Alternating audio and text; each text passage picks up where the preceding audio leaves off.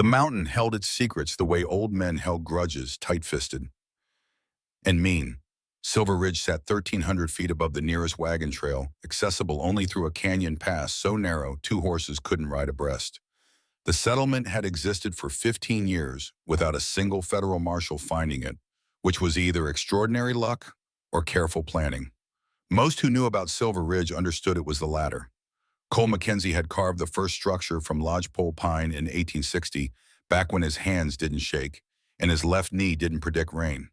Now in October of 1875, he sat on the porch of that same cabin, running an oiled cloth along the barrel of a Winchester rifle that hadn't been fired in a decade.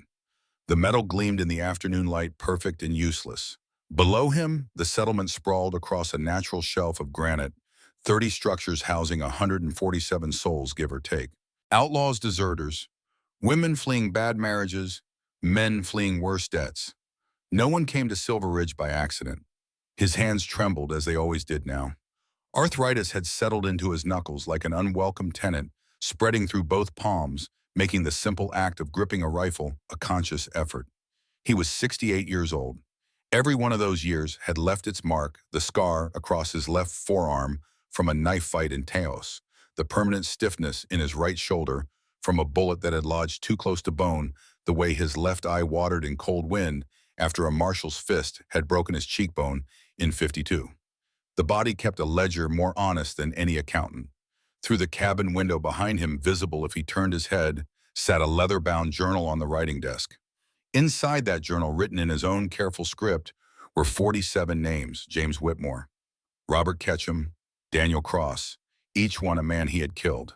Each entry included the date, location, and circumstance. He had stopped writing entries in 1860, not because he'd stopped remembering, but because reaching 47 had felt like crossing a threshold he couldn't come back from. Some men collected stamps or coins. Cole collected guilt. The sound of hooves on rock pulled his attention down the slope. A rider approached the settlement's entrance, moving too fast for someone who knew the terrain. Visitors to Silver Ridge fell into 3 categories: those invited by someone already here, those desperate enough to have heard whispers about a place that didn't ask questions, and law enforcement foolish enough to think 15 years of failure meant 16 would be different. The rider appeared to be none of these. It was a boy.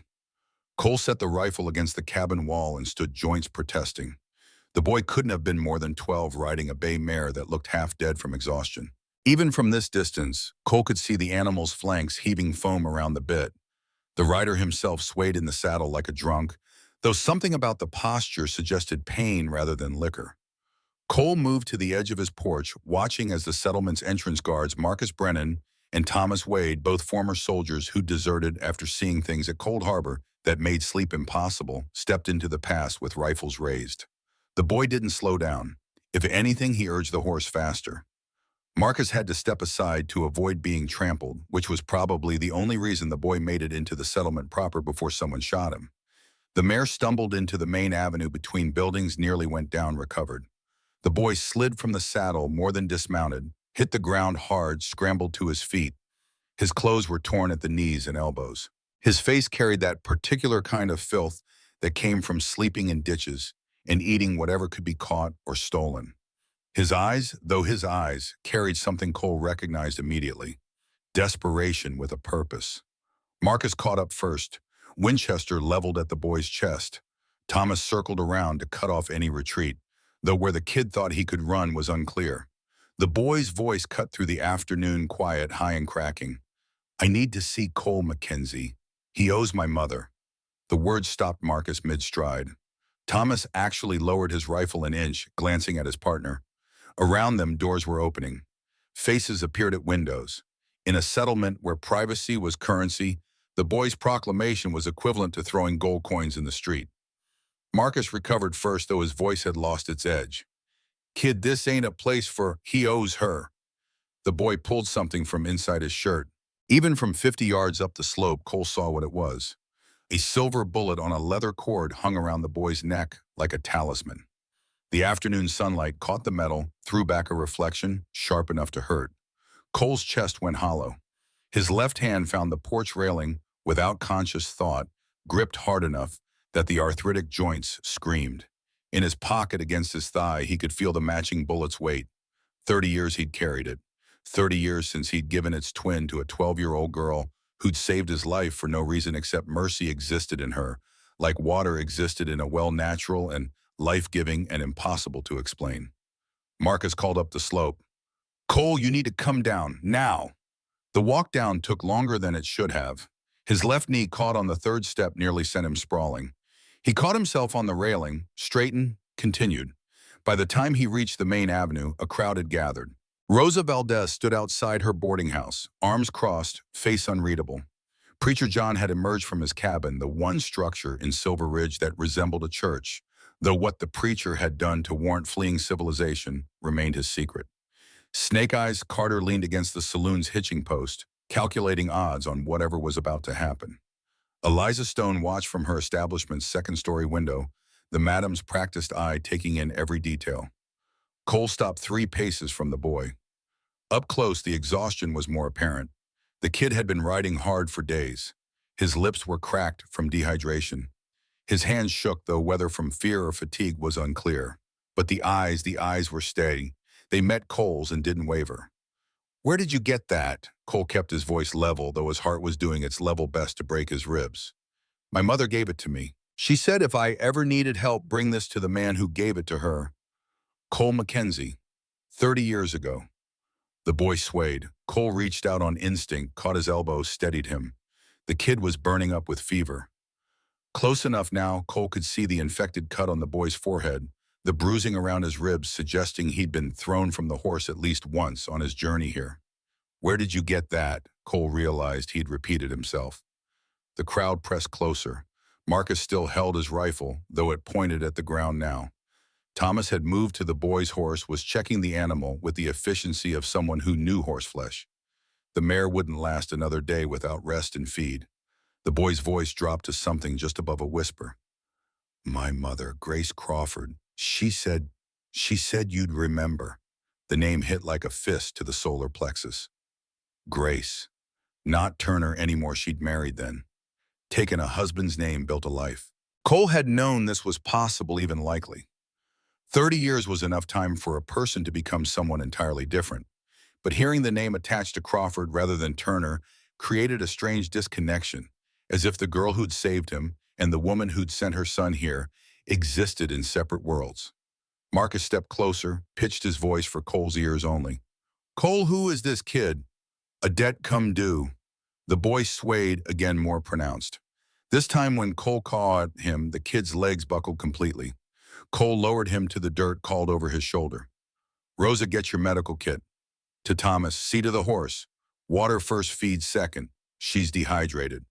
To Marcus, "Clear these folks out. Give the boy some zzzz." Marcus started herding the crowd back, though no one wanted to leave. This was the most interesting thing to happen in Silver Ridge in 6 months, which said something about the quality of entertainment available. Rosa arrived with her kit. The woman had learned field medicine during the Mexican-American War, following her revolutionary father through campaigns that had eventually gotten him killed, and her branded a traitor by 2 separate governments.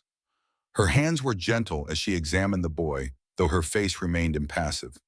Fever, dehydration, that cut's infected. Ribs are bruised but not broken. He needs water, food, rest. In that order. Cole nodded. "Take him to my cabin. I'll be up shortly." Rosa's eyebrows rose fractionally.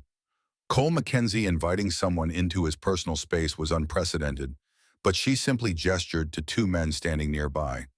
They lifted the boy carefully, started up the slope. Cole watched them go, his hand finding the bullet in his pocket. The metal was smooth from 30 years of absent handling, warmed by body heat. Marcus waited until the crowd had mostly dispersed before speaking. "You want to tell me what's happening?" "Not particularly." "Cole, a woman saved my life 30 years back. I gave her a blood oath. The boy's here to collect." Marcus went very still. In the outlaw world, blood oaths weren't metaphors. They were binding contracts enforced not by law, but by something older and meaner: reputation. Break a blood oath, and every outlaw west of the Mississippi would know within a month. A man who broke his word became prey. The code existed because without it, men who lived outside the law had no foundation at all. What does she need? Cole met his friend's eyes. I don't know yet, but I gave my word, so I'm going to find out. He turned and started back up the slope, each step a negotiation between will and body. Behind him, Marcus called out, Council's going to want to hear about this. Cole didn't turn around. Council can wait until I know what I'm dealing with. The climb back up took twice as long as the descent. By the time he reached his cabin, his left knee felt like someone had replaced the joint with broken glass. Rosa had laid the boy on Cole's own bed, stripped him to the waist to examine the bruising. The kid's ribs showed clear definition. He'd been underfed for longer than just this journey. Rosa worked with practiced efficiency, cleaning the head wound, applying salve to the worst of the road rash on his elbows and knees. Cole pulled a chair close to the bed, lowered himself into it with a grunt that came from someplace deep in his spine. Rosa glanced at him but said nothing. She'd known him 15 years long enough to read his moods. The boy stirred as Rosa finished bandaging the head wound. His eyes opened unfocused, then found Cole's face. You came. The relief in those two words carried weight enough to break something in Cole's chest. I'm here. You're safe. Rest. Can't. Have to tell you, Mom, they took her. Cole leaned forward despite the protest from his lower back. Who took her? Men with badges. 3 days ago. Said she killed someone. Said they're gonna hang her. The boy's eyes fluttered, fighting to stay open. Rosa placed a hand on his forehead, checked his pulse. He needs sleep. Fever's dropping, but he's exhausted. Let him rest, Cole. How long was his journey? Rosa studied the boy's feet, blistered, bloodied through his boots. 4 days on horseback at minimum. Maybe 5. In his condition, it's a miracle he made it. Cole sat back. 4 days of hard riding brought the boy from somewhere in Colorado proper, possibly as far south as the New Mexico border. The territory was vast enough that narrowing it down would require the boy conscious and coherent. When he wakes, I need to know where they're holding his mother and who they are. Rosa began packing her kit. You're going after her. It wasn't a question. I gave my word 30 years ago. That doesn't expire. You're 68 years old, Cole. When was the last time you were in a gunfight? 15 years, give or take. And you think you can just walk into wherever they're holding this woman, break her out, and walk away? Cole pulled the silver bullet from his pocket, held it up so the light from the window caught the metal. Think I'm going to try, because if I don't, I'm the kind of man who breaks blood oaths. And I've been a lot of things in my life, Rosa, but I won't be that. She studied him for a long moment, then nodded once. Rosa understood honor. It was why she'd followed her father into battles that had no chance of being won, why she'd kept fighting even after his death. Some things mattered more than survival. I'll look in on him through the night. If the fever breaks, he should be coherent by morning. Thank you. She paused at the door. Cold blood oaths run both directions. If you're honoring yours, what are you asking in return? Nothing. She asked nothing 30 years ago. I'm not about to start keeping score now. Rosa left. Cole remained in the chair, watching the boy sleep. The kid's face had relaxed, smoothed out. He looked younger than 12, maybe 10, maybe even 9.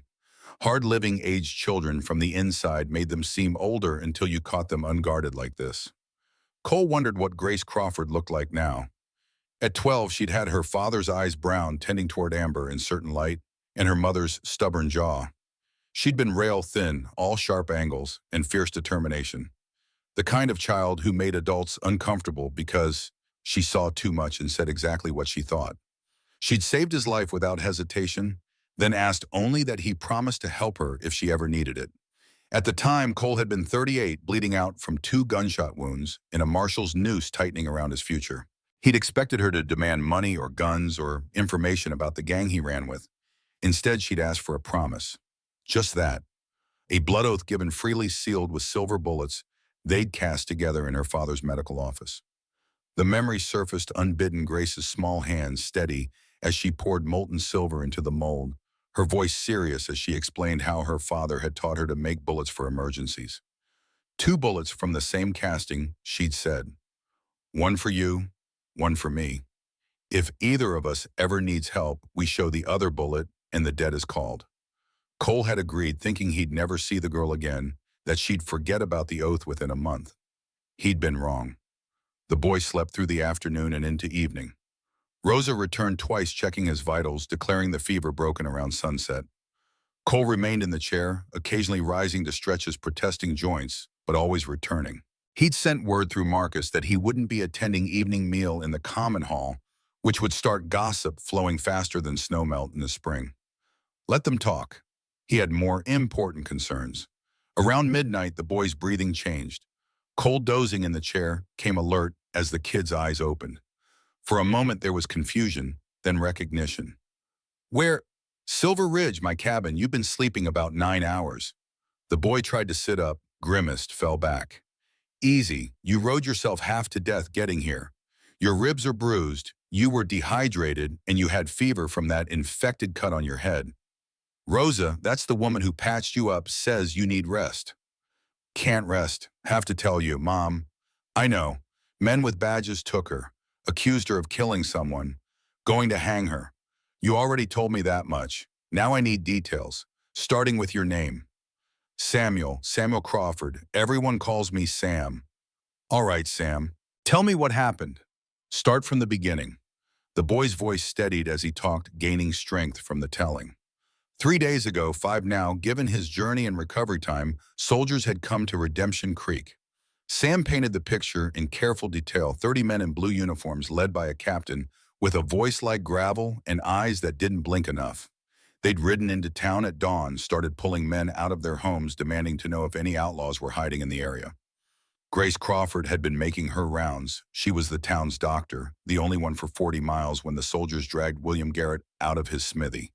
Sam's voice cracked, describing it, how Garrett had protested, how the captain had struck him across the face with a riding crop, how Grace had stepped between them. She told the captain he had no right, that Garrett was a good man, never hurt anyone. The captain said anyone who defended a potential outlaw sympathizer was probably guilty themselves. He grabbed her arm. She pulled away. Then, Sam's hands clenched the blanket. My father's gun went off. Cole went very still. Your father. Deputy Thomas Crawford. He was there with the soldiers. He'd been drinking. He drank a lot the last few years. When the captain grabbed Mom, Dad pulled his pistol. I don't know if he was trying to help or if he was just drunk and angry, but the gun went off, shot the captain in the shoulder. And they blamed your mother. The captain said she'd tried to assassinate a federal officer, had Dad's gun planted on her. My father didn't correct him, just stood there drunk while they put her in chains. Cole felt something cold settle in his chest. Where's your father now? Dead. He rode off with the soldiers after they took Mom. Horse threw him 5 miles outside town, broke his neck. Someone brought the body back the next day. The boy's voice held no grief, which told Cole everything he needed to know about Deputy Thomas Crawford's relationship with his family. Sam continued, after they took Mom, I hid, watched them burn buildings, knock people unconscious. They made it look like an outlaw attack, but I saw them dosing the water supply with something. Everyone just fell asleep. Then they set controlled fires. Burned enough to make it look bad, but not enough to kill anyone. They staged a massacre. That's what it looked like to me. Then one of the soldiers, not the captain, a lieutenant, he came looking around and found me in the root cellar. I thought he was going to drag me out, but instead he whispered something. Sam's eyes found Cole's. He said, tell Cole Mackenzie that Colonel Voss is waiting for him at Fort Davidson. Tell him this is about Texas, 1848. The name hit like a physical blow. Colonel Harrison Voss. Cole's hands gripped the chair arms hard enough that wood creaked. Voss. The 7th man, the one who'd gotten away. The one Cole had been hunting for 49 years without success. Where is this Fort Davidson, 4 days north of Redemption Creek, Pennsylvania border near Denver? The lieutenant drew me a map. Sam pulled a crumpled paper from his pocket, handed it over. The map was crude but detailed enough landmarks, distances, a rough sketch of the fort's exterior. At the bottom in cramped writing, he'll come for the woman. Make sure the boy finds him. This was a trap. That much was obvious. Voss had discovered Grace's connection to Cole. How didn't matter right now, and had engineered this entire scenario to draw Cole out of hiding. The burned town, the false charges, even the helpful lieutenant providing a map. All of it designed to put Cole on a road toward Fort Davidson, where Voss would be waiting with soldiers and preparation and 30 years of planning. Cole should have felt angry. Instead, he felt tired. Sam, you need to understand something. This is a trap. Colonel Voss, the man who ordered your mother taken, he's not after her. He's after me. Your mother is bait. I know. The simple certainty in those two words made Cole look up. You knew before you came here. The lieutenant told me. Said Voss had been waiting decades for you to surface. Said using Mom was the only way to draw you out. I came anyway. Why? Sam met his gaze with something that looked like Cole felt bone-deep weariness mixed with stubborn determination. Because she's my mother, and because she told me years ago that if things ever got bad enough, I should find the man who owed her a debt. She said you were a lot of things, but you kept your word. Was she wrong? The question hung in the air between them. Outside, night wind moved through pine trees, creating sounds like whispered conversations. Somewhere down in the settlement, someone was playing a harmonica badly. Normal life continuing while Cole's world narrowed to this moment, this choice. No, she wasn't wrong. Sam's shoulders sagged with a relief so profound it was almost painful to witness. So you'll help? I'll try, but Sam, you need to understand the odds. Fort Davidson has at least 50 soldiers, probably more. I'm one man, an old man whose hands shake and whose knee gives out on stairs. I haven't been in a gunfight in 15 years. The chances of me succeeding are better than the chances if you don't try, which are zero. Cole couldn't argue with that math. He stood joints protesting, moved to the window. Down below, Silver Ridge sat quiet under starlight. 15 years he'd built this place, helped turn it into something more than just a haven for criminals. The people here had lives, now routines, something approaching normalcy.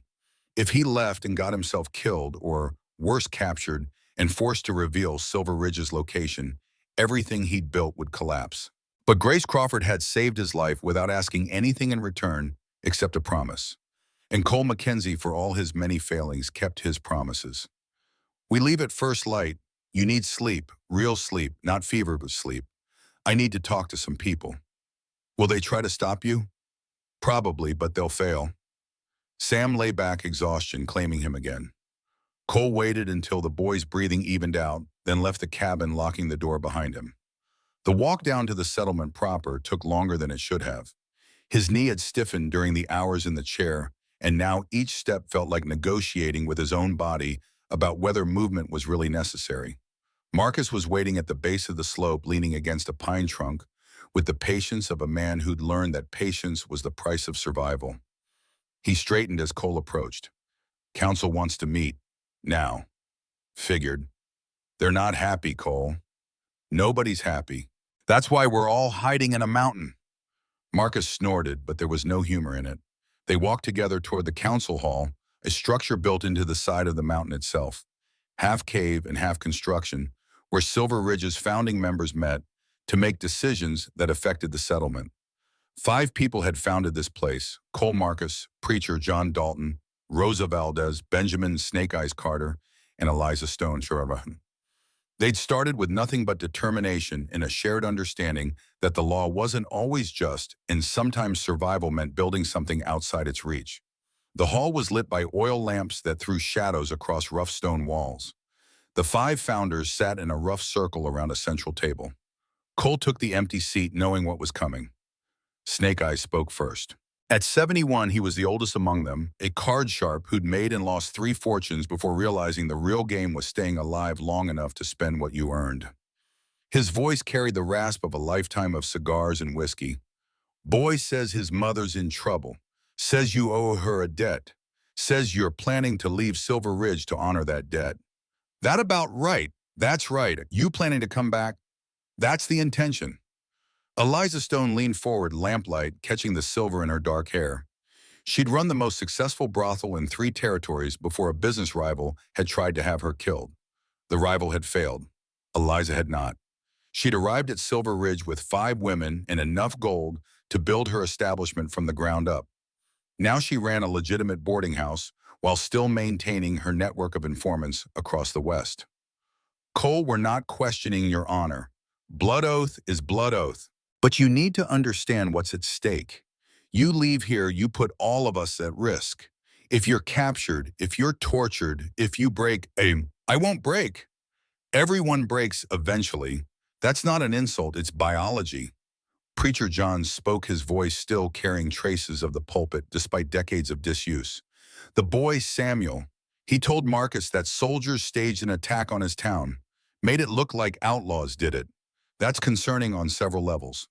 Rosa added, it suggests whoever ordered Grace Crawford's arrest is building a narrative, creating evidence of an outlaw threat. Marcus nodded, which means they're not just after Cole specifically, they're after justification for expanded military operations. Funding. Power.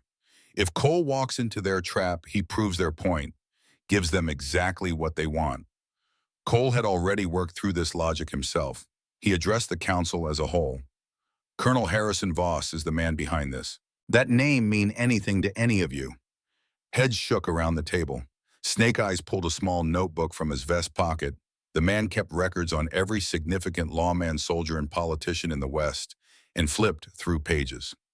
Voss, Harrison, Colonel, U.S. Cavalry, currently stationed at Fort Davidson, Colorado, Pennsylvania border region, age 55. Graduated West Point, served in Mexican-American War, distinguished record. Fast track for promotion to general, known for anti-outlaw operations. Has been pushing Congress for increased funding to combat what he calls the outlaw epidemic threatening westward expansion. Snake Eyes looked up. He's ambitious, smart, connected, and apparently willing to stage false flag operations to get what he wants. Bad combination. He's also the seventh man. The room went silent. Only Marcus knew what Cole meant by that phrase. The others waited for explanation. Cole's voice came out flat, stripped of emotion through sheer effort. 1848, Missouri. My family owned a small farm. Land developers wanted the property for railroad expansion. My father refused to sell. 7 men came one night, hired by the railroad, burned the farm, shot my father in front of my mother and me. I was 17, unarmed. I watched my father die and did nothing. He paused, old shame and older rage mixing into something that tasted like copper. The men who did it were protected by the local sheriff who was in the railroad's pocket. I went to the law. They laughed in my face, so I learned to shoot. Took me 2 years. When I was 19, I tracked down every man who was there that night. Killed 6 of them. And the 7th ran, joined the U.S. Army, changed his name, disappeared into military life. I've been looking for him for 49 years. His name was Harrison Voss. Preacher John exhaled slowly. So this isn't just about the woman. This is about your father's murder. No, this is about keeping my word to Grace Crawford. But yes, Voss being involved makes it personal in a way I wasn't expecting. Eliza's eyes narrowed, which is exactly what he wants. He's counting on you being angry enough to be stupid. He knows your history probably better than we do since he lived it. He's engineered this entire situation to exploit your sense of honor and your thirst for revenge. I know, and you're going anyway. I gave my word. Snake Eyes shuffled his notebook closed. That's noble and all, Cole. But nobility doesn't stop bullets. You'll be walking into a military installation with at least 50 soldiers led by a man who's spent decades planning for this moment. Even if you were 30 years younger and at your prime, those odds would be terrible. As you are now, it's suicide. Probably. Marcus slammed his palm on the table. Then don't go. Send someone else. I'll go. Let me honor the oath in your place. Doesn't work that way. Blood oath requires the oath giver. You know that. Then take backup. Take 10 men, 20. We'll storm the fort. And get everyone killed while proving Voss's point about outlaws being a violent threat. No. Rosa spoke quietly. What exactly do you think you can accomplish, Cole? Even if you reach Grace Crawford, even if you free her, how do you plan to escape? Voss will have thought through every possibility. I don't know. I'll figure it out when I get there. That's not a plan. No, it's faith that a plan will present itself. Preacher John smiled without humor. That's either very religious or very foolish. Possibly both. Cole stood the chair, scraping against stone. I'm not asking permission. I'm not asking for blessing. I came here as a courtesy to let you know I'll be gone for a time. If I don't come back, Marcus takes leadership of the settlement. He's earned it. Marcus stood as well. Cole, it's decided. The boy and I leave at dawn. Eliza's voice stopped him at the door. You're taking the child into a combat zone. I'm taking him to his mother. What happens after that is up to Grace. He left before anyone could argue further. The walk back to his cabin felt longer than before, each step a reminder that his body was a poor instrument for the task ahead. He'd been a dangerous man once, fast, accurate, ruthless when necessary. Now he was just old and tired, and bound by a promise made to a 12-year-old girl who'd seen past what he was to what he might become. The cabin was dark when he returned. Sam slept soundly, the fever flush gone from his cheeks, breathing even. Cole sank into his chair, pulled off his boots, let exhaustion claim him. Tomorrow would come soon enough. Tomorrow and the journey that followed and whatever waited at the end of it. Sleep took him without dreams. Dawn arrived cold and clear, frost painting the windows with crystalline patterns.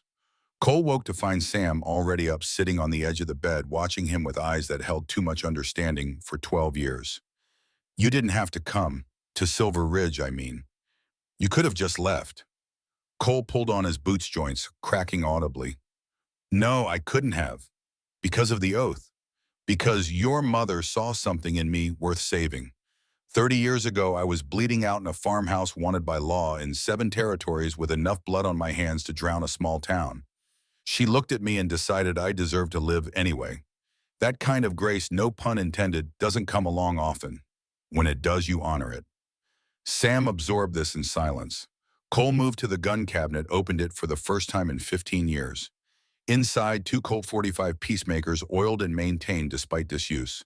A Winchester rifle, a shotgun, ammunition for all of the above. He pulled out the Colts, checked the mechanisms, found them perfect. Muscle memory took over, loading, checking, spinning the cylinders, reholstering. His hands still shook, but less when they held familiar weight. You really haven't used those in 15 years. Not since I founded Silver Ridge.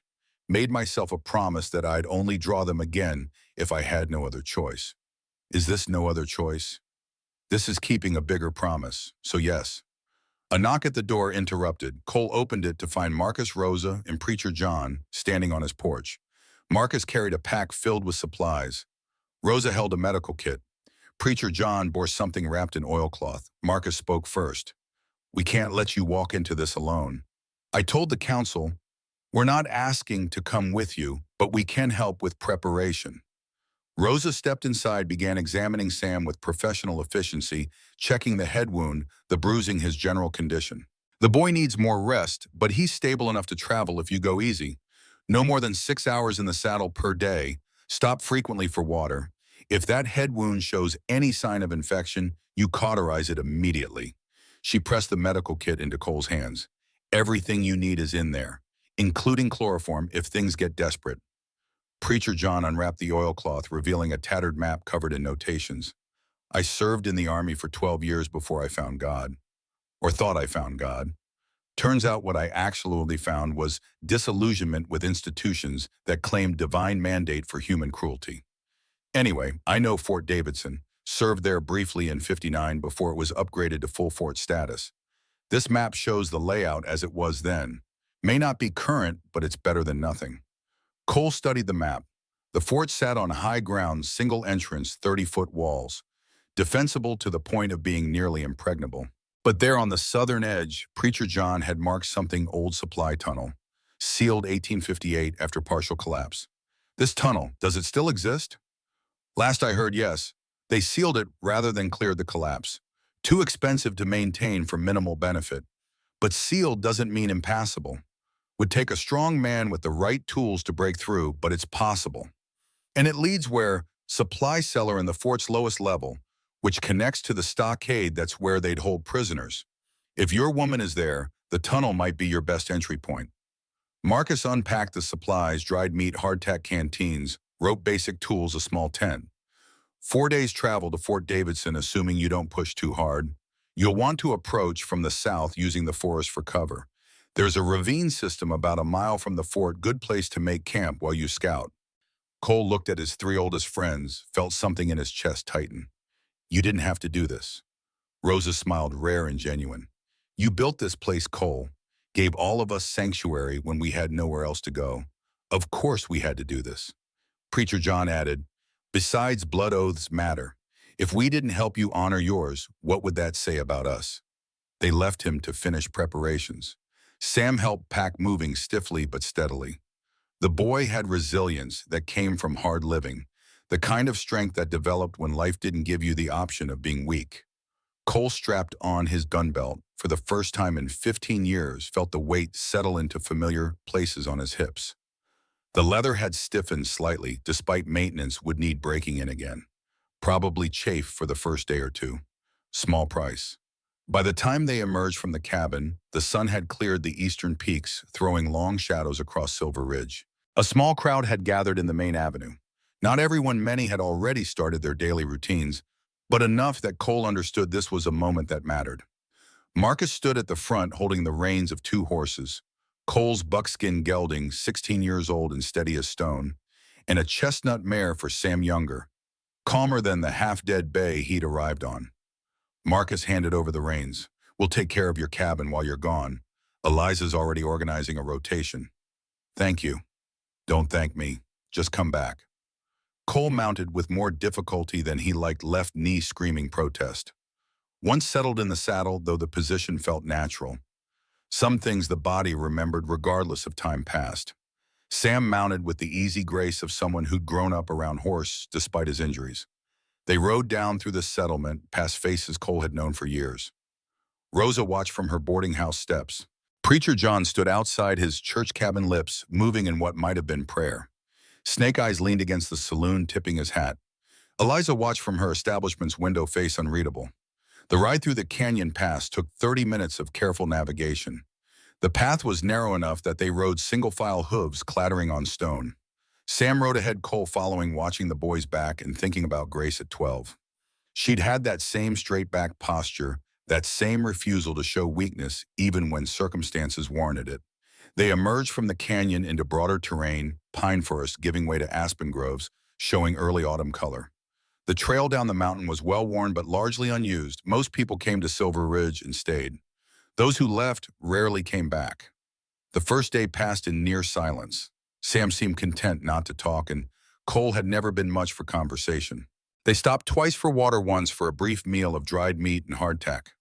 The riding came back to Cole like an old song, half remembered the rhythm of it, the way his body adjusted to the horse's gait, the constant awareness of surroundings that came from decades of living outside the law.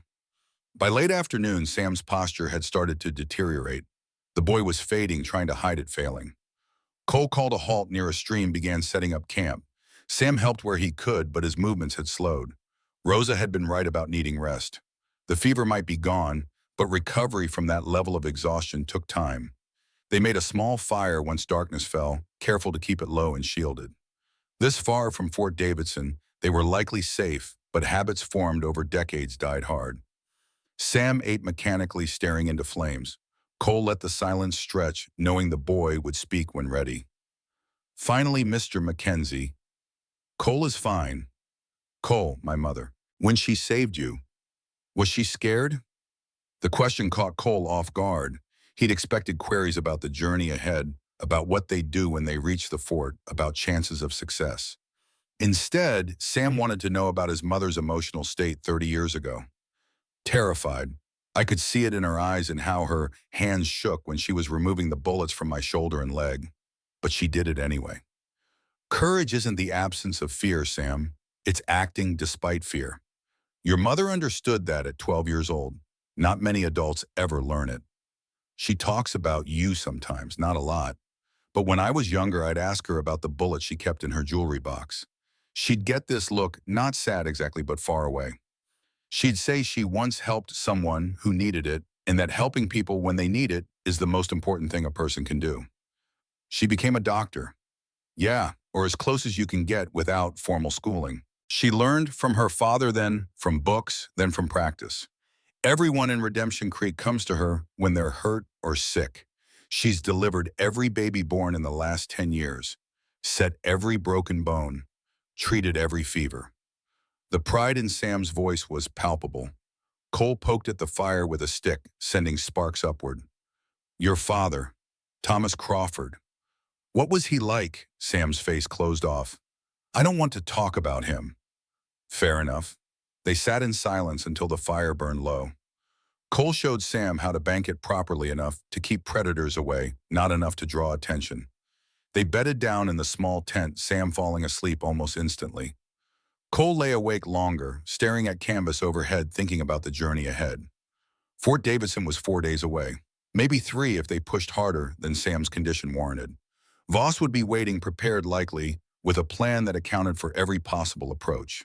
The tunnel Preacher John had marked on the map might still exist, might be accessible, might provide a way into the fort. Might. Too many variables, too little solid intelligence. And even if everything went perfectly, if Cole reached Grace, if he freed her, if they escaped the fort, what then? Voss wouldn't stop hunting them. The man had waited 30 years for this opportunity. He wouldn't let it slip away because Cole managed one successful rescue. This was bigger than Grace, bigger than the blood oath. This was about Voss building his career on the corpse of Cole Mackenzie's reputation. Sleep eventually came fitful and populated with dreams that felt more like memories. His father burning, 6 men falling to his bullets over 2 years of methodical hunting. Grace at 12, fierce and determined, saving his life without hesitation. The founding of Silver Ridge, 15 years of something approaching peace. And now this, one more mission, probably the last. Morning came too early and too bright. They broke camp efficiently, Sam moving better after a full night's sleep. The ride continued through pine forest, following game trails and old logging roads. Cole set an easy pace, conscious of Sam's limitations, conscious of his own. His left knee had stiffened overnight, despite or perhaps because of the riding. He took longer getting mounted, tried to hide the grimace when his weight settled wrong. Sam noticed. "Your knee bothering you?" "Getting old bothers me. The knee is just along for the ride." "How old are you exactly?" 68, give or take a few months." "That's really old." "It is." "And you're still doing this?" "I am." "Why, I mean, I know about the oath. But you could have just said no." "Who would know?" Cole adjusted his seat in the saddle, buying time to formulate an answer. "I'd know. And 30 years ago, your mother gave me 15 more years of life. I've spent those 15 years in the 15 after trying to figure out what to do with them. How to make them mean something more than just a list of men I killed and towns I robbed. This helping her when she needs it, this makes those years mean something." Sam rode in silence for a while, processing. "My father used to say that outlaws were the lowest kind of people, that they had no honor, no code, nothing but selfishness." "Your father wasn't entirely wrong. Most outlaws are selfish. Most people are when it comes down to it. But not you." "I'm selfish too, Sam. Don't mistake this for pure altruism. I'm doing this because it makes me feel like I'm more than what I was. That's still selfishness, just dressed up nicer." The second day passed much like the first long hours of riding, punctuated by brief stops, minimal conversation, gradual accumulation of soreness in places Cole had forgotten could hurt. They made camp beside another stream, this one moving faster, the sound of running water providing white noise against the evening quiet. Sam had grown more talkative as his strength returned. Over dinner, more dried meat, more hardtack, some wild onions Cole had found and roasted in the coals. The boy asked questions. What was Silver Ridge like when Cole founded it? How did people find it? Why did Cole stop being an active outlaw? Cole answered honestly, perhaps more honestly than he'd been with anyone in years. He told Sam about the raids he'd led, the money he'd stolen, the men he'd killed. He didn't glorify any of it, didn't make himself into a hero, or justify his actions beyond simple survival. He'd been young, angry, convinced that the law was his enemy, and therefore breaking the law was justice. He'd been wrong, not about the law being corrupt, it often was, but about violence being a solution to anything except immediate survival. "So why'd you stop?" 1860, my last raid. "We hit an army payroll convoy in New Mexico. Should have been easy, 5 guards, predictable route, plenty of cover for ambush. But the intelligence was bad. There weren't 5 guards, there were 15. And they were expecting us."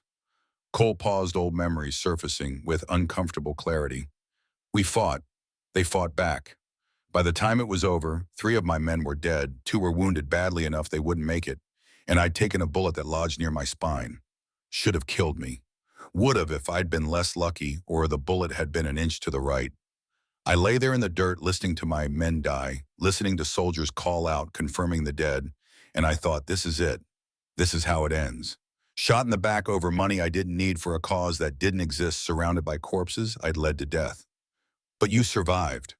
I survived, crawled 5 miles to a cave, hid there for 3 days until I could move without screaming. When I finally made it back to civilization, I realized I was tired. Tired of running, tired of killing, tired of watching people die. So I took what money I had saved, found this mountain, started building. And people came. People came. Outlaws like me who were tired of running. Women escaping bad situations. Deserters who'd seen too much war. Refugees from tribal conflicts. Anyone who needed a place outside the law's reach. We built something. Not perfect, not lawful, but decent. A place where people could rest. Sam poked at the fire. Mom says everyone deserves a second chance. That people aren't defined by their worst moments. Your mother is wiser than most. She also says some people don't want second chances. They want to keep being their worst selves. She says you can tell the difference by watching what they do when no one's looking. Cole smiled despite himself. She's teaching you well. I miss her. The simple statement delivered without drama somehow hit harder than any emotional outburst could have. Cole reached over, gripped Sam's shoulder briefly. 2 more days, then we get her back. Promise. I promise to try. That's all anyone can promise. The 3rd day brought changing terrain. Pine forest gave way to mixed deciduous growth, aspen and birch creating a canopy that filtered sunlight into dappled patterns. The land rolled more here, hills ascending and descending in gentle rhythms. They were getting closer to Fort Davidson, close enough that Cole started watching for patrols. Voss wouldn't rely solely on the fort's defenses. He'd have scouts out watching approaches, reporting movement. Around midday, Cole called a halt at the crest of a hill. Below, visible through gaps in foliage, stretched Redemption Creek, or what remained of it. Sam made a sound, not quite a sob, not quite a gasp, and urged his horse forward. Cole followed, hand moving instinctively to his pistol. They descended into the valley, approached the town from the east. Redemption Creek had been small even before the burning. Maybe 40 structures total housing, perhaps 200 people. Now it resembled a war zone. Buildings stood as blackened skeletons against the sky roofs, collapsed walls charred. Bodies, no, not bodies, Cole realized as they got closer. People sleeping lay scattered in the streets, unmoving but breathing. The smell of smoke still hung in the air despite days having passed. Sam dismounted before his horse, fully stopped, ran toward a cluster of buildings that must have been homes. Cole followed more slowly, scanning for threats, seeing none. The town was abandoned. Whoever had done this had moved on, leaving their staged massacre for someone to discover. The boy stopped at a partially collapsed structure, stood frozen. Cole joined him, saw what had caught Sam's attention. Inside the ruins, visible through the destroyed wall, was a kitchen table. Still set with plates, cups, food now rotted. A family had been eating when the attack came. This was the Miller's house. Mr. Miller ran the general store. Mrs. Miller made pies for church socials. They had 3 daughters. Cole moved to the nearest person, an older man unconscious in the street. Checked his pulse, found it steady. Examined his face, saw no obvious injuries, just deep, unnatural sleep. Rose's assessment had been correct. Chloroform or something similar, administered through the water supply. Knock everyone unconscious, stage the burning, leave evidence of an outlaw attack. They moved through the town methodically. Cole counted 42 people, all unconscious, all alive. The building showed controlled burn patterns, started deliberately maintained just long enough to create visual impact, then left to burn out. Efficient, theatrical, designed to create a narrative. Sam found his home on the western edge of town. The structure was less damaged than most, only the front porch burned. Inside, signs of hasty departure, overturned furniture, scattered belongings, blood on the floor near the entrance. Sam knelt beside the bloodstain, touched it, pulled his hand back. This is where it happened, where the captain got shot. Cole examined the scene. Blood spatter on the wall suggested a shoulder wound consistent with Sam's story. Scuff marks on the floor indicated a struggle. Boot prints in the blood, multiple sets, all moving toward the door. They'd taken Grace out while she was fighting, likely in chains. In the bedroom, Sam found his mother's jewelry box. Opened it, showed Cole the empty compartment where the silver bullet had been kept. The space was lined with velvet shaped precisely to hold the bullet. Grace had kept it for 30 years, treasured it enough to give it a place of honor among her few valuables. They searched the rest of the house, found little of use. Cole did discover a photograph on the mantel, Grace older now, face showing the years, but eyes still holding that fierce determination Cole remembered. Beside her stood Sam, younger in the photo, maybe 9. No husband in the picture? Telling. Outside, Cole found a survivor stirring. The man, middle-aged, weathered-faced blacksmith's build, was fighting his way back to consciousness, groaning, trying to sit up. Cole helped him, held a canteen to his lips. The man drank, coughed, drank again. What happened? You were drugged. Whole town was. Soldiers staged an attack, made it look like outlaws did it. The man's eyes focused, saw Cole's face widen. You're Cole Mackenzie. Cole's hand moved toward his pistol, on instinct stopped. The man showed no fear, no inclination to run or fight, just recognition. How do you know me? William Garrett, town blacksmith. Your mother. He looked at Sam, who'd emerged from the house. Grace, she's told me about you. Not details, but enough that I recognized you from her description. And the guns. She said you always wore matched Colts. You know Grace well. Everyone knows everyone in Redemption Creek. Grace especially, she's the only doctor for 40 miles. Delivered my son 12 years back. Saved my wife from fever 2 winters ago. She's the best of us. Garrett struggled to his feet, swayed, caught himself on a burned post. The soldiers, they took her 4 days ago. Captain Vincent, 30 men. Sam told me. What can you tell me about what happened after she was arrested? Garrett's expression darkened. Vincent claimed she'd tried to assassinate a federal officer. Had her husband's gun as evidence. Thomas Crawford didn't correct him, just stood there drunk while they chained her up. Then they rode out Thomas with them. Horse threw him 5 miles north. Broke his neck. Some hunters found the body, brought it back. Did Vincent say where they were shooting Grace? Fort Davidson. Said she'd face military tribunal for assault on an officer. But before they left Vincent's, 2nd Lieutenant Barnes, he pulled me aside. Made sure I was conscious for the burning, broke my leg so I couldn't run, then whispered something. Garrett looked directly at Cole. He said, "Tell Cole Mackenzie this is about Texas, 1848. Colonel Voss is waiting." Then he left me here. The confirmation hit like a physical blow. Voss. The name kept coming, kept being the center of this. Not just about Grace, not just about a blood oath. This was about unfinished business from 49 years ago, about the 7th man who'd escaped justice, about Cole's father dying in flames while his son stood helpless. The lieutenant, Barnes, did he seem reluctant, like he was following orders he didn't agree with? Garrett thought about it. Maybe. He didn't have to break my leg as badly as he did, could have just knocked me out again. But he made sure I'd be alive to deliver the message. And the way he said it, there was something. Not quite sympathy, but not cruelty either. Cole filed that information away. A reluctant soldier might be an asset or might be a trap within a trap. Hard to say without more information. How long before others start waking? Hard to say. The drug they used, I've got a head like granite, always been hard to knock out.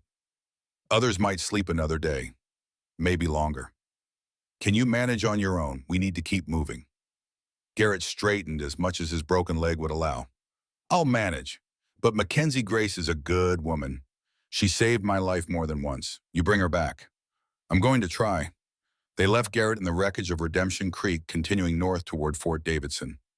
Sam rode in silence, face set in lines too hard for 12 years old. Cole understood. The boy had known his home was attacked, but seeing it, seeing the destruction, the unconscious neighbors, the blood in his own house, made it real in a way that knowing couldn't. The afternoon wore on. They pushed harder now, covering ground faster than before. Fort Davidson was close, maybe a day's ride. Cole felt the urgency like a physical weight. Grace had been in Voss's custody for 4 days now. 4 days of whatever Voss considered necessary to draw Cole in. He tried not to think about what that might entail. Evening found them in a ravine system about 5 miles from the fort. Cole recognized the landmarks from Preacher John's map, the distinctive rock formations, the way the ravine forked into 3 branches, the cave system on the southern wall. They made camp in one of the smaller caves, deep enough to hide firelight defensible if discovered. Sam helped with the camp setup moving mechanically. After they'd eaten, their supplies were running low. Would need to be replenished soon. The boy finally spoke. She's alive, right? My mother, they wouldn't have killed her. They need her alive as bait. As long as she serves that purpose, she's safe. And after they have you. Cole met Sam's eyes, decided the boy deserved honesty. After they have me, I don't know. Voss wants me, not her. He might let her go, or he might keep her as leverage, as insurance against me telling the truth about what he's done. Or he might kill us both and claim we died resisting arrest. I don't know, Sam. I wish I did. The boy absorbed this, nodded slowly. Tomorrow, we go tomorrow. Tomorrow I go. You stay here. This cave is defensible, has water from that spring in the back. There's enough food for 3 days. If I'm not back by then, you ride for Silver Ridge. Marcus will take care of you. I'm coming with you. No, she's my mother, which is why you're staying here. If something goes wrong, if I fail, someone needs to survive to tell what happened. That someone is you. Sam started to argue, saw Cole's face stopped. They sat in tense silence until sleep claimed them both. Cole woke before dawn, moved quietly to avoid disturbing Sam. He checked his pistols, loaded them full, added extra ammunition to his belt. The Winchester went in a saddle scabbard. He left the shotgun too loud, too close range for what he anticipated. Preacher John's map went in his shirt pocket, the silver bullet on its cord around his neck. He was saddling his horse when Sam appeared at the cave entrance. You were leaving without saying goodbye. Goodbyes are bad luck. That's superstition. It's experience. Sam crossed the cave, stood in front of Cole's horse. What should I do if you don't come back? Wait 3 days, then ride to Silver Ridge. Tell Marcus everything that happened. He'll know what to do. And my mother. Cole paused, and tightening the cinch met Sam's eyes. If I don't come back, that probably means I failed to reach her. Or reached her and couldn't get her out. Or got her out but didn't survive the attempt. Any of those scenarios, Voss likely keeps her alive as evidence. She'll face trial, probably be convicted on manufactured evidence, might face imprisonment or hanging. Marcus can organize a rescue, might have better luck than I did. The brutal honesty made Sam flinch, but the boy didn't look away. You really think you're going to die? I think it's likely. I'm 68, Sam. I haven't been in combat in 15 years. I'm walking into a military installation against prepared defenses and a commander who's spent decades planning this. The odds aren't good. Then why go, oh, because I gave my word, and because your mother saw something in me worth saving. I'd like to believe she was right. Cole finished with the horse mounted with difficulty. Sam stepped back, watching. Mr. Mackenzie Cole, thank you for trying. Thank your mother. She's the one who made this possible 30 years ago. He rode out of the ravine as dawn broke, following Preacher John's map toward Fort Davidson. The approach took him through pine forests, staying to game trails, avoiding open ground. Around mid-morning, he found a vantage point on a hill overlooking the valley where the fort stood. Fort Davidson sat on elevated ground exactly as the map had indicated. Walls 30 feet high, constructed from local timber, reinforced with stone. Guard towers every 50 feet manned. Single gate on the north side, heavily defended. The American flag flew from a central pole, snapping in morning wind. Smoke rose from multiple chimneys. The fort was active, alert, ready. Cole studied it through an old telescope he'd brought, counting defenders visible on the walls.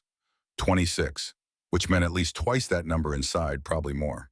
50 soldiers, minimum, possibly infantry, all trained, all armed, all following orders from a commander who'd prepared for this. He shifted his focus to the southern wall where Preacher John's map indicated the old supply tunnel should be. The ground there was overgrown with scrub brush and young trees suggesting disuse. Good. If the tunnel entrance was hidden by growth, it might still be accessible. Cole spent 2 hours watching the fort, noting patrol patterns, guard rotations, times when activity seemed heaviest and lightest. Late afternoon appeared to be change of shift time, more movement on the walls, more distraction. That would be his window. He left the vantage point as the sun began its descent, circled wide to approach from the south. The ravine system Preacher John had marked provided cover almost to the fort's base. Cole left his horse hidden in one of the deeper ravines, continued on foot. His knee screamed protest at the walking. His shoulder ached from riding, but adrenaline was starting to override pain. Combat readiness, some part of his brain remembered this feeling.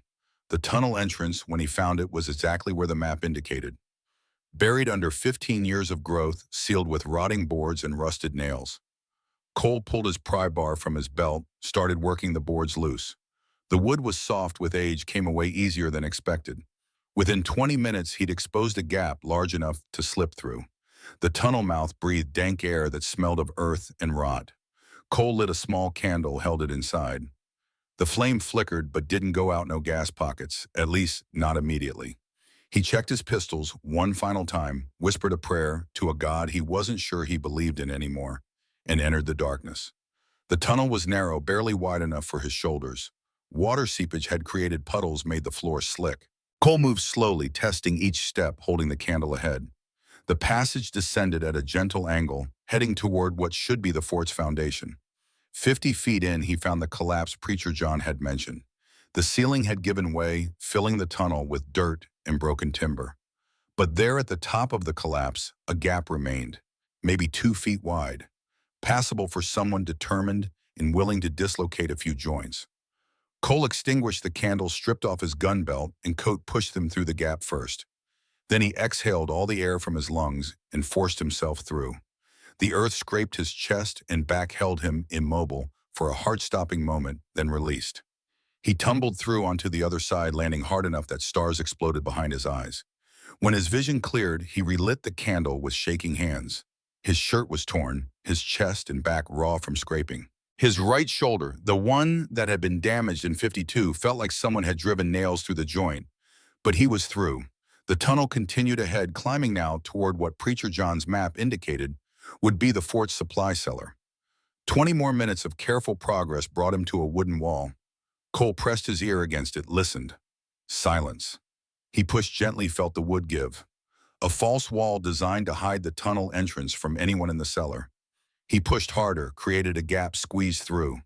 The cellar was exactly as anticipated. Stone walls, dusty shelves, forgotten supplies. A staircase led upward. Cole reloaded his pistols, strapped his gun belt back on, took a moment to let his heart rate settle. This was it. He was inside Fort Davidson. Now came the hard part, finding Grace before someone found him. The supply cellar's darkness pressed against Cole's vision like a physical weight. Stone walls absorbed the candle's meager light, threw back nothing but deeper shadow. Wooden crates lined the perimeter, stenciled with faded military markings.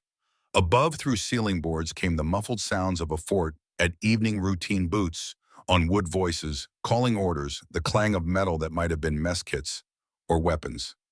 Cole moved to the staircase, tested the first step with his weight. The wood held without creaking. He ascended slowly, pistol drawn, each footfall placed with the precision of someone who'd spent decades avoiding detection. At the top, a door. No lock on this side, why would there be? No one expected intruders to come from below. He pressed his ear to the wood grain, counted heartbeats, heard nothing immediate. The door opened onto a corridor dimly lit by oil lamps. Empty. Cole slipped through, closed the door behind him, oriented himself using Preacher John's map burned into memory. The stockade would be this level southern section. If Grace was held anywhere, it would be there. The corridor stretched 40 feet before branching. Cole moved along the right wall, staying in the space between lamp pools where shadow ran deepest. His knee protested each step, but he ignored it, ignored the rawness across his chest and back from the tunnel, ignored the way his hands wanted to shake. Focus narrowed to immediate necessities. Movement, silence, survival. Voices approached from ahead. Cole pressed into a recessed doorway, became part of the architecture. 2 soldiers passed within 3 feet, young men discussing something about tomorrow's patrol rotation, their voices carrying the casual confidence of people who believe themselves safe in their own fort. Neither looked in his direction. Neither saw the ghost that had invaded their home. When their footsteps faded, Cole continued. The corridor branched again. He took the left fork, descended 3 steps, found himself in a section that matched what Preacher John had described as the stockade access. Cells would be through the reinforced door ahead, guarded. Through the door's small window, Cole counted 2 guards, both armed with rifles, both alert, the kind of men who'd survived long enough to recognize threats. Getting past them without violence would be impossible. Violence would raise alarm. He needed a different approach. The supply cellar had contained, among other forgotten items, several bottles of what appeared to be cleaning solvent. Cole retraced his steps, descended to the cellar, retrieved a bottle. The liquid inside smelled sharp enough to strip paint. Back at the stockade door, he soaked a rag in the solvent, held it against the door's base where a gap existed between wood and stone. The fumes would drift through, acrid and overwhelming. Within minutes, one guard began coughing. Cole heard it through the door, wet hacking sounds. The second guard's voice, "You all right?" More coughing. "I need air. Something's wrong with the lamps." The door opened. One guard stumbled out, face red, still coughing. Cole stepped from shadow, drove his pistol barrel into the man's temple with precisely calibrated force. The guard dropped without sound. The second guard, hearing something, started to investigate. Cole caught him as he emerged, repeated the maneuver. Two unconscious bodies now lay in the corridor. Cole dragged them both into a side room, appeared to be storage, and bound them with rope from his pack, gagged them with torn strips from their own uniforms. They'd wake, eventually raise alarm, but by then Cole would either have succeeded or failed. No middle ground existed. The stockade beyond held 6 cells. 5 stood empty. The 6th, at the corridor's far end, held Grace Crawford. She sat on a wooden bench, back straight, hands folded in her lap. Her dress was torn at the shoulder and hem. Bruising darkened her left cheek. Her hair, longer than in the photograph Sam had shown him, streaked with gray, fell loose around her face.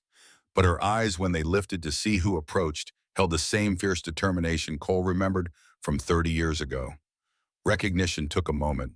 Then her expression shifted through surprise, understanding something that might have been horror. "You came." Her voice was hoarse, probably from thirst or shouting or both. "I gave my word." Cole knelt before the cell door, examined the lock. Heavy iron, military grade. Not something he could pick with available tools. The keys would be on one of the unconscious guards. He started to turn back when Grace spoke again. "This is a trap. You know that." "I know." "Then why are you here?"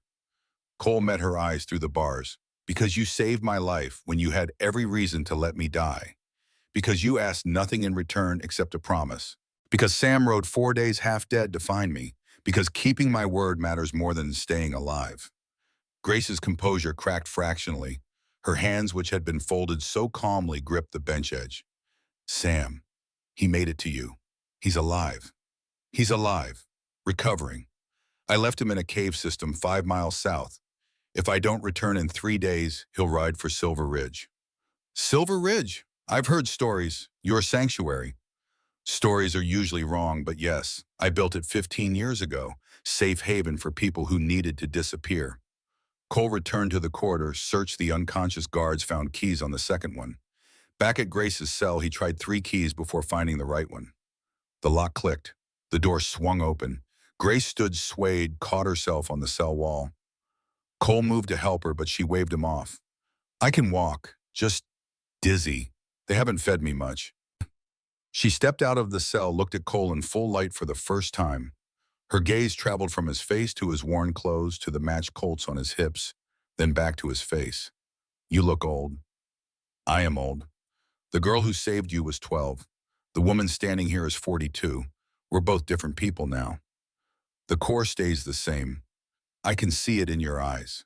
Grace almost smiled. "Always the poet outlaw. That's what they used to say about you. Cole Mackenzie shoots straight and talks prettier than he should. They said a lot of things about me. Most of them wrong, some of them true, all of them insufficient." A sound from above boots, running multiple sets, voices, shouting. The alarm had been raised. Cole's time had run out faster than anticipated. Grace heard it too. "They know you're here. They've known since I entered the tunnel. Probably before. This whole thing, the easy entry, the convenient guards, the isolated cell, it's been staged. Then we're already caught." "Not yet, but soon." Cole pulled his second pistol, offered it to Grace. She took it without hesitation, checked the chamber with the practiced efficiency of someone who knew firearms. The motion surprised him. "My husband was a deputy, taught me to shoot before he became what he became, before everything went wrong." The corridor filled with sound soldiers approaching from both directions, trapping them in the stockade section. Cole positioned himself at the junction where the corridor opened to the staircase, Grace behind him, both armed. Not ideal, not even close to ideal, but better than surrender. Soldiers poured down the staircase, rifles raised. Behind them, moving with the measured confidence of someone who'd orchestrated everything, came Colonel Harrison Voss. He looked different than Cole remembered. The young man who'd helped burn Cole's family farm had been 23, lean, hungry for advancement. The colonel who descended the staircase was 55, silver-haired, bearing the weight of rank and authority. But the eyes carried the same cold calculation Cole remembered from that night 49 years ago. Voss raised his hand. The soldiers stopped but kept their rifles trained on Cole and Grace. Cole Mackenzie, the legendary outlaw, the fastest gun in 7 territories. The man who killed 47 men and robbed more banks than I can count, standing in my fort holding my prisoners surrounded by 30 of my best soldiers. Voss descended the final 3 steps. Tell me, Cole, was it worth it, 30 years of hiding, 15 years of peace in your mountain sanctuary, all thrown away for one woman you barely knew? Cole kept his pistol steady, aimed at Voss's center mass. She saved my life. I keep my promises. Even when keeping them means dying. Especially then. Voss moved closer, just outside pistol range. The soldiers maintained formation, a semicircle of rifles and ready violence.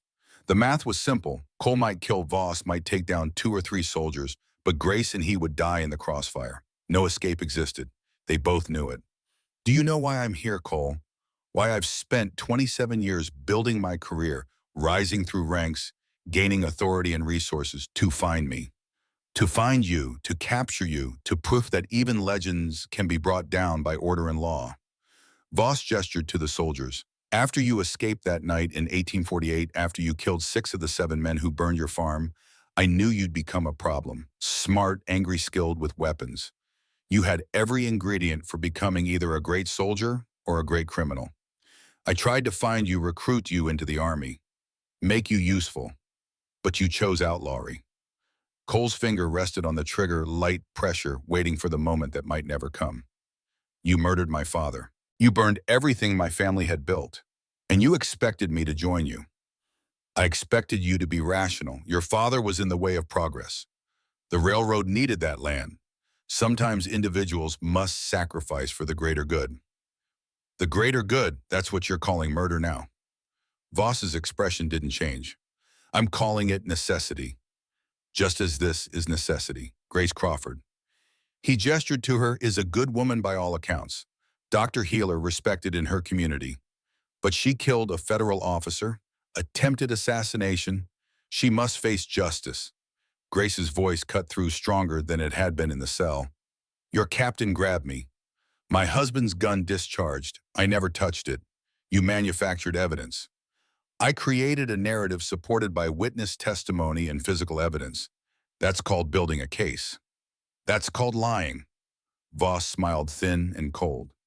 Perspective is everything, Mrs. Crawford. From my perspective, you're a criminal who must be punished to maintain order. From yours, you're innocent. Truth is whatever version people believe, and I control which version they hear. Cole's knee began to buckle. He'd been standing tensed for too long, injury and age combining to undermine stability. He shifted weight, trying to compensate, knowing it made him look weak. Voss noticed. You're hurt. Of course you are. 68 years old, arthritis in your hands, old wounds that never healed properly. You're a relic, Cole, a ghost from an era that's ending. The West is being civilized. Law is coming. Men like you, men who live by violence and personal codes, you're being replaced by institutions and courts and proper authority. Proper authority that stages massacres and manufactures evidence.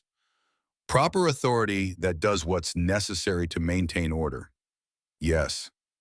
The soldiers were getting restless. Cole could see it in how they shifted weight, how their rifle barrels drifted slightly. They'd been holding position too long.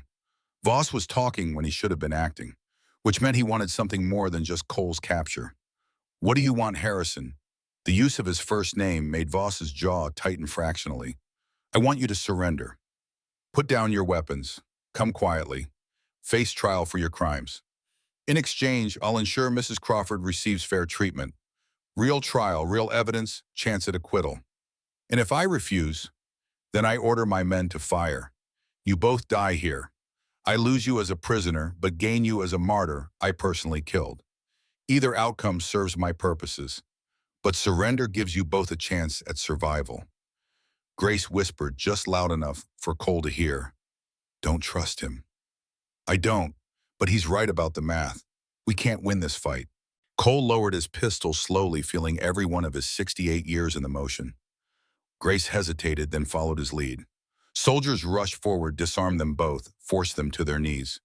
Cole's left knee screamed as it bent cartilage, grinding on cartilage, but he made no sound.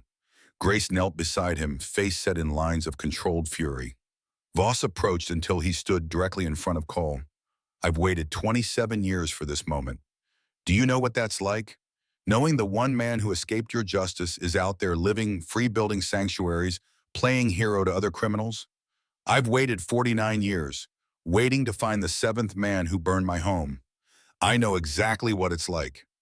Something flickered across Voss's face. Might have been respect, might have been regret, gone too quickly to identify. "We're not so different, you and I. Both men shaped by violence. Both driven by debts we can't repay. The difference is I chose to work within the system while you chose to work against it.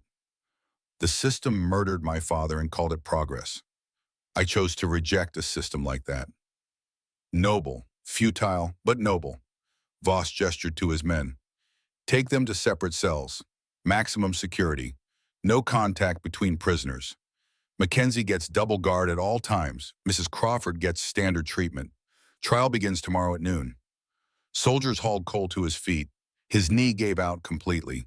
Two men had to support him as they dragged him from the stockade. Behind him, he heard Grace call out, "Cole, thank you for trying." He wanted to respond, wanted to tell her it wasn't over, that he'd find a way out, that the story didn't end here. But soldiers were already pulling him up the staircase, taking him away from Grace, from hope, from any chance at redemption. They threw him into a cell on the fort's second level, this one built for maximum security. Iron bars, stone walls, no windows. A single oil lamp provided light. Two guards stationed outside, rifles ready. Cole lay on the cell's wooden bench, breathing hard, knee throbbing with a pain that bordered on unbearable. He'd failed. Not completely, he'd reached Grace, proven the oath meant something, but failed nonetheless. They were both captives now. Voss would stage his trial, probably convict Cole of crimes both real and imagined, use the conviction to justify expanded military operations against outlaws. Grace would likely face lighter charges, might even be released eventually. But Cole would hang. That much was certain. The cell door clanged as a third guard arrived. Through the bars, Cole saw Lieutenant Barnes, the man who'd given Sam the map, who'd whispered warnings, who'd seemed reluctant. The lieutenant dismissed the two regular guards, claiming he'd take first watch personally. Once they'd gone, Barnes approached the cell. "Mr. Mackenzie, I'm Lieutenant James Barnes. I remember. You're the one who helped my son find me. I'm the one who followed orders I didn't agree with. There's a difference." Barnes pulled a small flask from his jacket, took a drink, offered it through the bars. Cole accepted, found whiskey inside, took a careful sip. His throat burned from tunnel dust and exertion. "Why help Sam? Why give him the map?" Barnes sat on a stool outside the cell, rifle across his lap. "Because my mother was Chinese. My father was white. I grew up between worlds, never quite belonging to either. The Army took me because my test scores were high enough they couldn't refuse me. But I've never been fully accepted. I'm Lieutenant Barnes to my face and that half-breed officer behind my back." He paused, took another drink. 6 months ago, Colonel Voss started planning this operation. He researched you extensively, your history, your crimes, your sanctuary. He discovered Grace Crawford's connection through old territorial records. Found the blood oath documentation. Apparently your doctor friend kept notes on the bullet casting. Voss spent months building this trap. You sound like you disapprove. I disapprove of staging massacres. I disapprove of using innocent civilians as bait. I disapprove of officers who care more about advancement than honor. Barnes leaned forward. "But I'm a soldier. I follow orders, even orders I hate. So I helped set the trap, helped burn Redemption Creek only enough to create the appearance we drugged everyone, first made sure no one actually died. helped arrest Mrs. Crawford on manufactured charges, helped make sure the boy would find you. And now you're guarding me with guilt. Now I'm guarding you with information. Voss plans to try you tomorrow at noon, public tribunal in the fort's central courtyard. He's invited reporters from 3 territorial newspapers, several federal observers, and a congressional aide who's been investigating outlaw activity. This isn't just about convicting you, Mr. Mackenzie. It's about creating spectacle, proof that the outlaw threat is real and that Voss is the man to combat it. Cole absorbed this, calculating possibilities. What happens to Grace? She'll be tried separately. Lighter charges. Voss needs her alive to maintain the narrative, can't have questions about why he went to such lengths for one woman. She'll probably face imprisonment, maybe 10 years, maybe less with good behavior. And me, you'll hang, day after tomorrow at dawn. Very public, very final. The matter-of-fact delivery made it somehow worse than threats or gloating would have been. Barnes was simply stating facts, delivering information without judgment. Why are you telling me this? Barnes stood, paced the narrow space outside the cell. Because I need you to understand what's happening tomorrow. Voss will offer you a deal during the trial. In exchange for revealing Silver Ridge's location and the identities of everyone living there, he'll commute your sentence to life imprisonment. Mrs. Crawford will be released immediately. You'll live. She'll go free. All you have to do is betray everyone who's trusted you for 15 years. Cole's hands gripped the bench edge. And if I refuse, then you hang, she serves 10 years, and Voss eventually finds Silver Ridge anyway through other means. He's been gathering intelligence, using informants, narrowing down the location. Give it 2 years, maybe 3. He'll find it. Everyone there will be arrested or killed. You're telling me I have no good options. I'm telling you that Voss has planned for everything. He spent 27 years waiting for this moment. He's not going to let you slip away through some clever escape or last-minute heroics. This is endgame, Mr. Mackenzie. How you handle it determines not just your fate, but the fate of dozens of people who depend on you. Barnes moved toward the door, paused. For what it's worth, I respect what you tried to do. Coming here for Mrs. Crawford. Honoring your oath despite knowing it was a trap. That's more honor than most men show. But not enough to help me escape.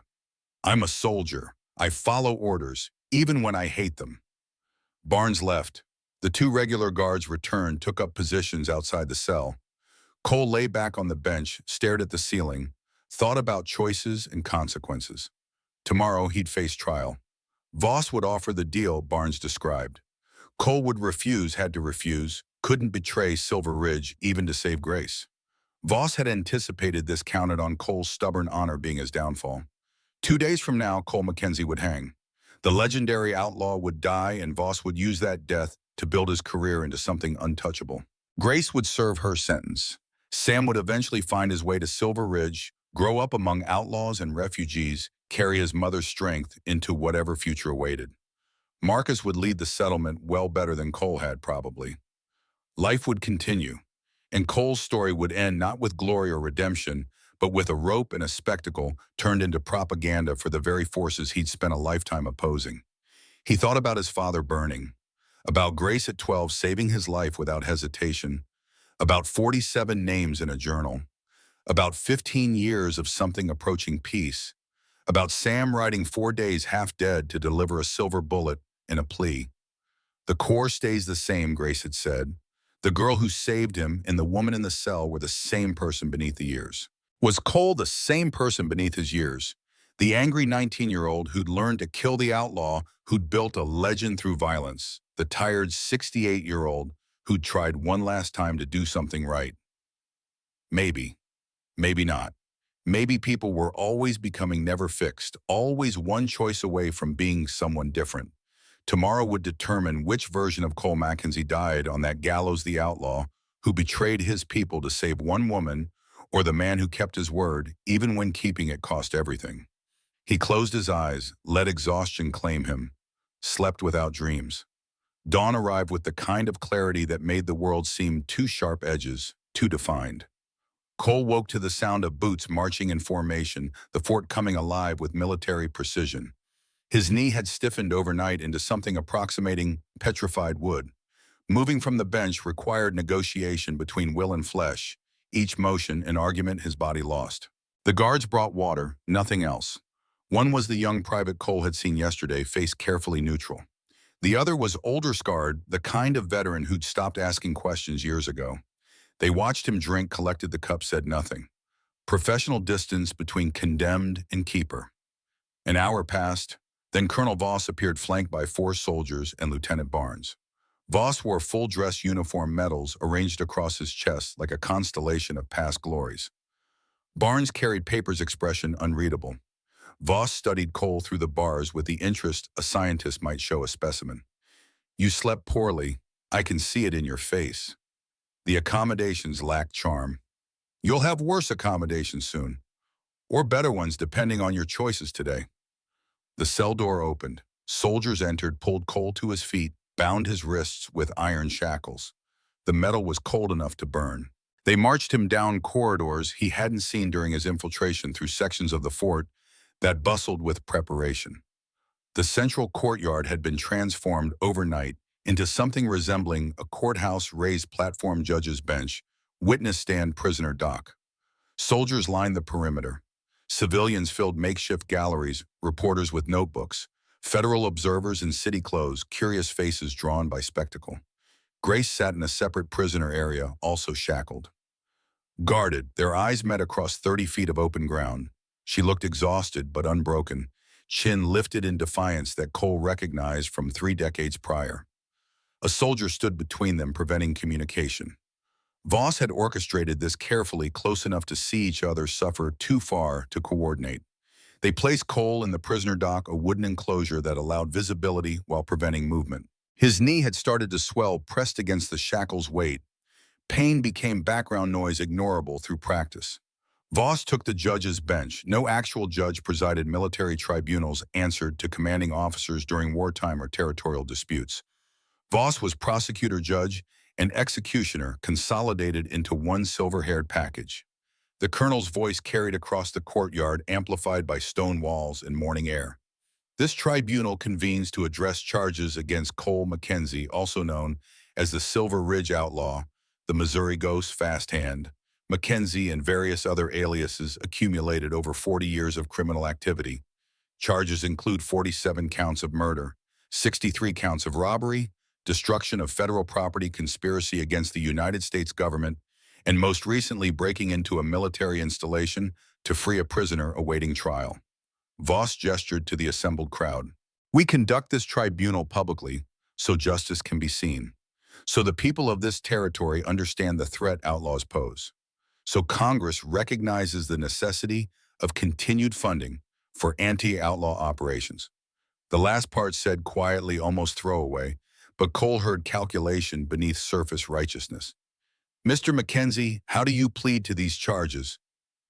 Cole's voice came out rougher than intended, scraped raw by tunnel dust and cell air.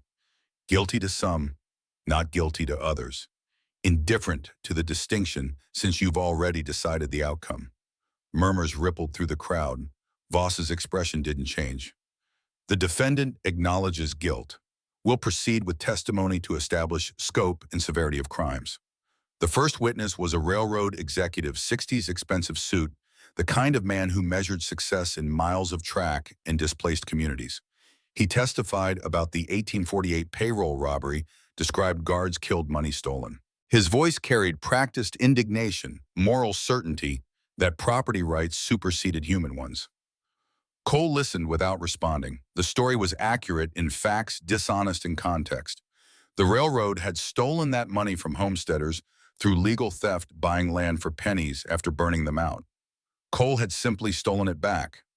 But context didn't matter to tribunals.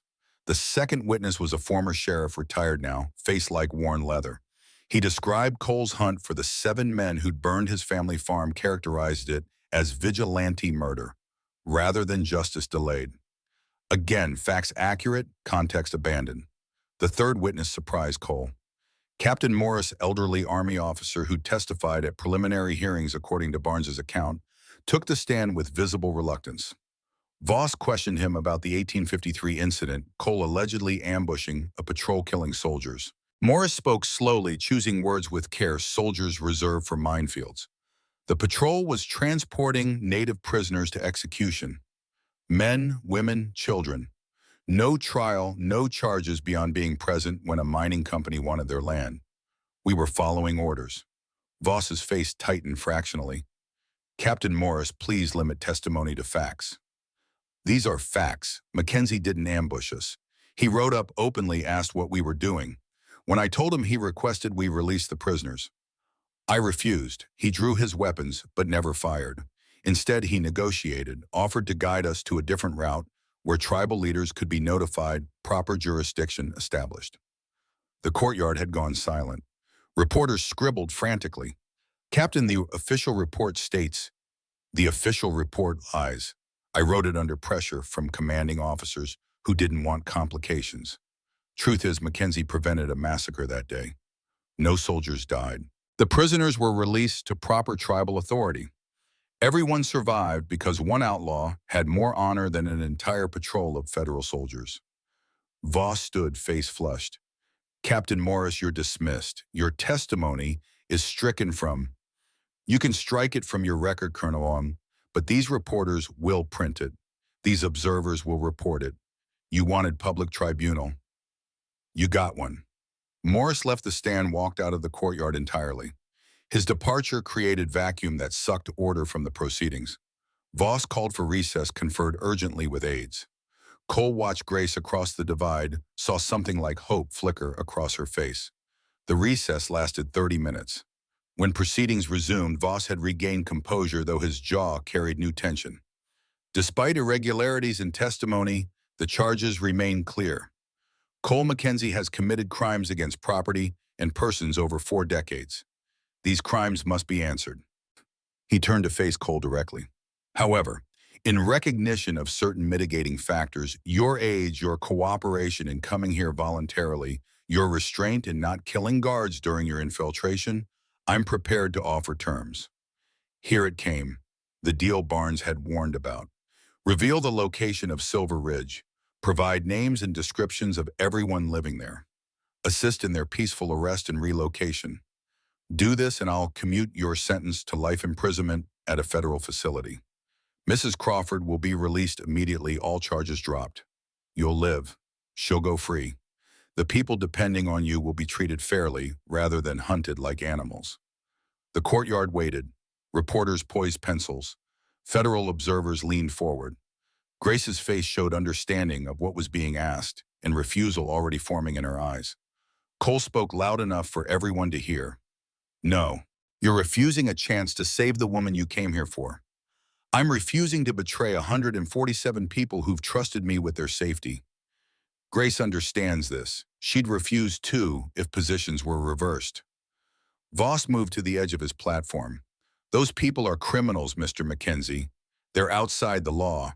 They don't deserve protection.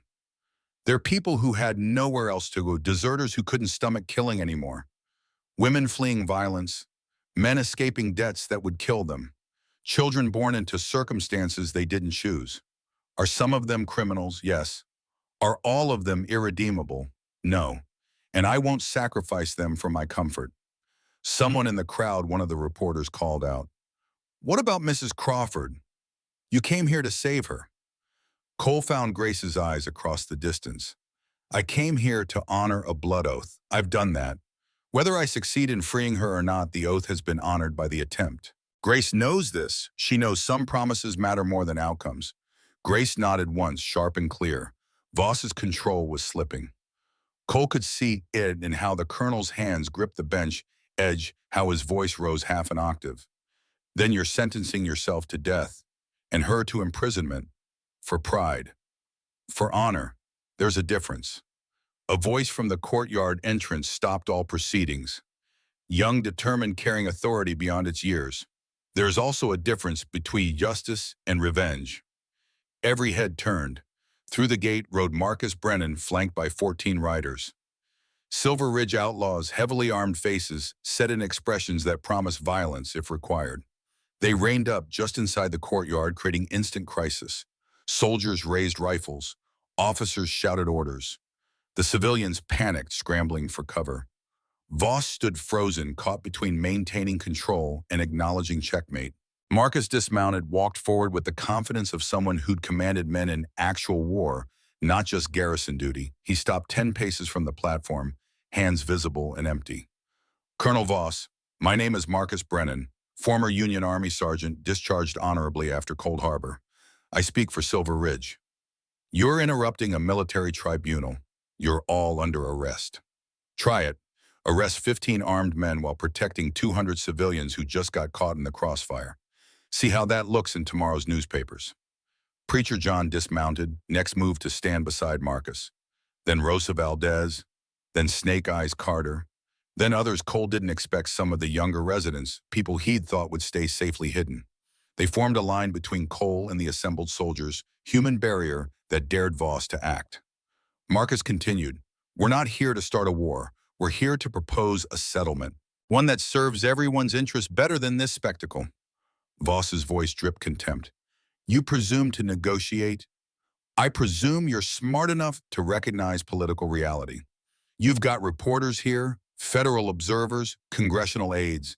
They're watching how you handle this. Storm us with soldiers, people die, your career dies with them.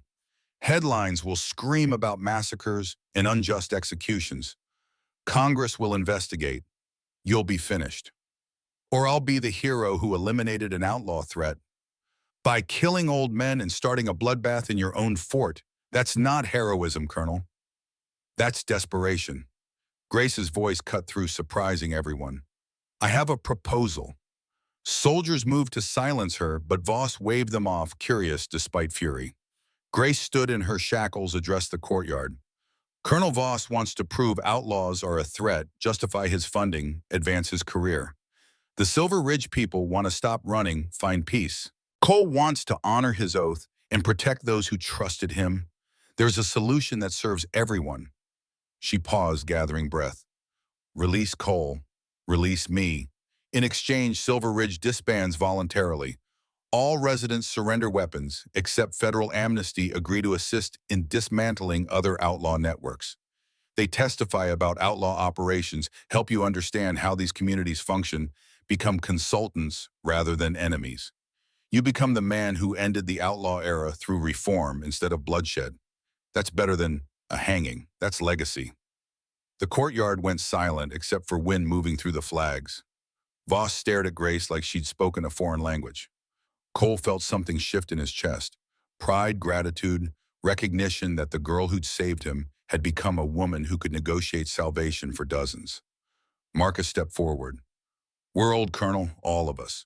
Cold Harbor was 13 years ago. The war ended a decade back. We've been running for generations. If there's a chance to stop, to live openly, to contribute something besides violence, we'll take it. Preacher John added his voice. The West is changing. Railroads coming, telegraph lines spreading, law establishing itself. There's no place left for men like us. But we have knowledge, experience. We could help build the new order instead of fighting it. That has to be worth more than corpses and martyrs. Rosa spoke next, her accent thick with emotion. I fought in revolutions, followed my father through campaigns that killed him and hundreds like him. Violence breeds violence, Colonel. Someone has to choose to stop the cycle. Let it be us. Let it be now. Voss looked at Lieutenant Barnes, who'd been standing silent throughout. Barnes met his colonel's eyes, spoke quietly. Sir, from a strategic standpoint, amnesty programs are proving effective. Other territories have implemented them successfully. The Budget Committee favors reform over elimination. This proposal serves your stated goals better than execution. You're advising I release a man who's committed 47 murders. I'm advising you transform 47 murders into 47 lessons about what drives people to outlawry and how to prevent it. I'm advising you become the forward-thinking officer who reformed criminals instead of killing them. History remembers reformers more kindly than executioners. Voss's internal calculation played across his face: ambition versus pride, future versus present, legacy versus revenge. Cole watched the colonel wrestle with himself, saw the moment calculation won. Terms, specifically. Marcus had clearly prepared for this. Mackenzie and Crawford released immediately. All Silver Ridge residents surrender weapons today. Wasai every gun and blade. We provide testimony about outlaw operations networks, safe houses. We accept federal oversight, regular check-ins with territorial marshals. Anyone who violates terms faces immediate arrest with no amnesty protection. We help build the law instead of hiding from it. And Mackenzie leaves Colorado, never returns, lives quietly elsewhere. You declare victory, he disappears. Everyone wins. Voss turned to Cole. You'd accept exile abandonment of the sanctuary you built. Cole met his eyes. I'd accept peace for myself and for people who deserve it more than I do. The silence stretched. Then Voss nodded once sharp and final. Fine, but conditions. Mackenzie leaves within 24 hours. Silver Ridge residents surrender weapons by sundown today. Any violation, any crime by any former resident, the amnesty is void. All of you become fugitives again. Agreed. And one more thing. Voss descended from the platform, walked until he stood directly before Cole's prisoner dock. I've spent 27 years hunting you, building a career on the promise that I'd bring you to justice. I'm giving that up for political expediency. That means you owe me. Owe you what? The truth. Did you know that night in 1848, when you came for the 6 men, did you know I was the 7th? The question hung between them, weighted with decades of pursuit and evasion. Cole spoke carefully. I knew. Took me 3 years to identify you after you joined in the army and changed your name. I've known for 46 years exactly where you were, what you were doing, how to find you. Voss's face went pale. Then why didn't you come for me? Because by the time I found you, I'd already killed 6 men. Revenge hadn't brought my father back, hadn't made me feel better, hadn't changed anything except adding 6 more names to my list. You were the 7th, and I decided 7 was where I'd stop. I let you live because killing you wouldn't accomplish anything except proving I was exactly what you thought I was. Cole paused. You've spent 27 years hunting me for murders I committed. I've spent 46 years letting you live despite having every reason to kill you. Which of us showed more strength, Harrison? Something crumbled in Voss's expression. Not defeat exactly, but realization that victory and vindication weren't synonymous. He'd won the chase, captured his prey, achieved his goals, and in achieving them, learned they meant less than anticipated. Voss turned away, addressed his soldiers. Release the prisoners. See to the weapon surrender. Contact territorial headquarters about amnesty program implementation. He walked toward the command building, without looking back, shoulders carrying weight Cole recognized. The burden of discovering success tasted like ash. Soldiers unlocked Cole's shackles. His wrists bore marks where iron had pressed circulation, returning in painful tingles. Grace was freed, simultaneously rushed across the courtyard to embrace him. Her arms around his neck were fierce enough to hurt welcome pressure that proved reality. Sam appeared from somewhere, had he been here the whole time, hidden in the crowd, and threw himself at both of them. The 3 stood in the center of organized chaos island of reunion, while military order dissolved into bureaucratic scrambling. Marcus approached, gripped Cole's shoulder. That was closer than I'd prefer. You came, brought everyone, risked everything. You built Silver Ridge for people who needed sanctuary. We returned the favor. That's how chosen family works. The next hours blurred together. Soldiers collected weapons from Silver Ridge residents, processed paperwork, arranged transportation. Federal observers interviewed outlaws about networks and operations, scribes filling notebooks with information that would reshape territorial law enforcement. Reporters surrounded Cole, shouting questions. He deflected with practiced ease. By sunset, the courtyard had emptied. Cole stood alone. Sam had gone with Grace to find lodging in the nearest town. Marcus was coordinating final details, watching light fade from Colorado sky. Footsteps approached. Lieutenant Barnes, still in uniform, face showing exhaustion. Mr. Mackenzie, you leave tomorrow. Dawn, heading to Oregon Territory. Friend has lands there, says I can work it until my body gives out completely. And the boy Sam comes with us. Grace and I we're not romantically involved, but we're family now. The kind you choose rather than inherit. Barnes nodded. I wanted to apologize for my part in the trap in bringing you here, and you followed orders. I understand that. Military discipline requires it. Following orders doesn't absolve moral responsibility. No, but it's a starting place. You helped Sam find me. You told me what to expect. You spoke truth to your colonel when it mattered. That's more honor than most show. Barnes extended his hand. Cole shook. It felt the younger man's grip firm and certain. Good luck, Mr. Mackenzie. With Oregon, with your family, with whatever comes next. Good luck to you too, Lieutenant, with whatever conscience demands after this. Barnes left. Cole remained watching stars emerge one by one, thinking about beginnings and endings and the space between where life actually happened. 3 futures unfolded from that day in Fort Davidson. Colonel Harrison Voss became General Harrison Voss within 18 months. His amnesty program was hailed as innovative. His testimony before Congress secured increased funding. His career trajectory pointed toward command of entire territorial operations. He acquired wealth, power, respect. Built a mansion in Denver, married a governor's daughter, had 2 children he barely knew. Late at night alone in his study, he kept a newspaper clipping from the Tribunal. Not about his success, about Captain Morris's testimony about an outlaw having more honor than federal soldiers. The clipping yellowed over years, paper fragile from repeated handling. He never showed it to anyone, never explained why he kept it, just read it sometimes when whiskey made honesty possible and wondered what he'd traded his soul for. The Silver Ridge outlaws dispersed to new lives. Marcus Brennan opened a general store in Redemption Creek, married Rosa Valdez in a ceremony that scandalized locals and delighted everyone involved. He taught military history at the schoolhouse, transformed 4 decades of warfare into lessons about why violence solved nothing. Preacher John took over an actual church, small congregation of miners and farmers who didn't care about his past. His sermons focused on redemption and second chances delivered with authority born from experience.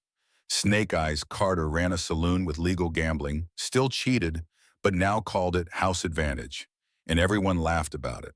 Some former residents struggled, returned to crime, faced consequences without amnesty protection. But most found something they'd been seeking their whole lives, a place to belong without hiding. Cole Mackenzie, Grace Crawford, and Sam rode into Oregon Territory on a morning that promised rain but delivered sunshine. The land Marcus's friend owned sprawled across 40 acres of pine forest and meadow cabin, weathered but sound. Cole spent his first week repairing the roof, his left knee complaining about every climb up the ladder. Grace established a medical practice, word spreading that a real doctor had arrived, patients appearing within days. Sam attended school, learned to shoot under Cole's careful instruction, but also learned farming, carpentry, healing. They built something together, not romantic love between Cole and Grace, but chosen the family forged from obligation, transformed into affection. Cole lived to 74. His knee eventually gave out completely, confining him to a chair on the cabin's porch where he carved wooden toys for children Grace delivered. His hands shook worse each year, arthritis spreading, but he learned to work with the trembling rather than against it. Sam grew into a man who understood that strength meant choosing kindness over violence. Grace aged into herself, gray hair worn like a crown, still fierce, still determined, still seeing worth in broken things others discarded. On a morning in April of 1881, Cole woke knowing this was his last day. The knowledge came without drama. Simple certainty his body had reached its limit. He dressed carefully, walked out to the porch despite pain, sat watching sunrise paint the sky colors that hurt to witness.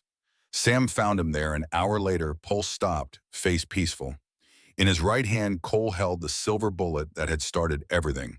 In his left hand, a letter he had written overnight. Sam opened it, read, "To whoever finds this, I was Cole Mackenzie. Outlaw, killer, builder, friend. I killed 47 men and regret 39 of them. I built a sanctuary that saved lives but also sheltered people who didn't deserve saving. I kept a promise to a girl who became a woman who taught me that mercy isn't weakness. I'm not asking for forgiveness. I'm not asking to be remembered as anything except what I was, a man who made terrible choices and spent his last years trying to make better ones. The opposite of fear isn't courage. It's understanding. Understanding that people are complicated, that justice and revenge aren't the same, that sometimes keeping your word matters more than staying alive.